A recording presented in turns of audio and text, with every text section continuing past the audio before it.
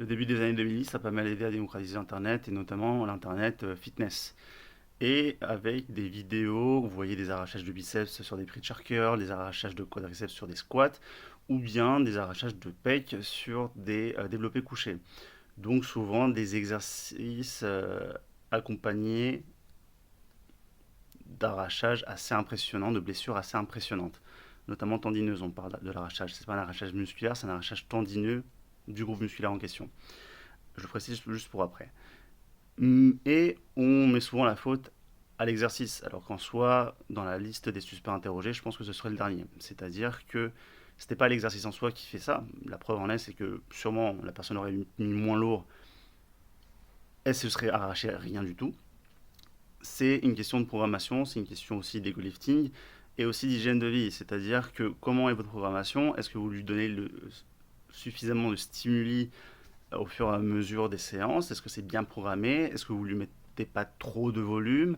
Est-ce que vous lui donnez derrière les capacités de récupération suffisantes à résoudre l'inflammation, qui est totalement normale pour le coup, et donc lui donner l'énergie nécessaire pour créer de nouvelles adaptations, tant musculaires que tendineuses, dans un environnement dans lequel c'est pas stressant. Donc si vous êtes dans un travail stressant, si vous travaillez à l'usine, si vous, même dans le tertiaire, mais je sais pas, vous avez un problème avec votre boss, vous vous faites même harceler, et savoir est-ce que vous avez peut-être des problèmes de couple, est-ce que vous avez un nourrisson qui se réveille toutes les heures pendant la nuit, c'est pas forcément fou en termes d'environnement pour la récupération, on est bien d'accord.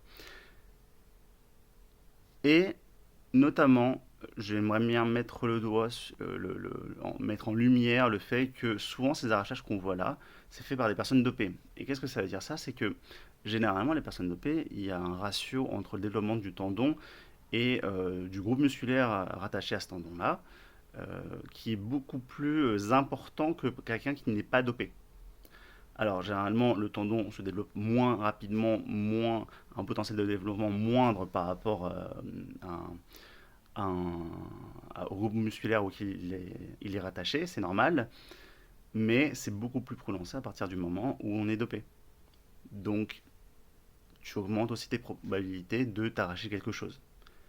Mais en soi, dans tous les cas, dopé ou pas, généralement, si la programmation est bonne, si l'hygiène de vie est bonne, donc une bonne récupération et un bon stimuli, lors de vos séries, dans vos séances, il ne devrait pas y avoir de problème.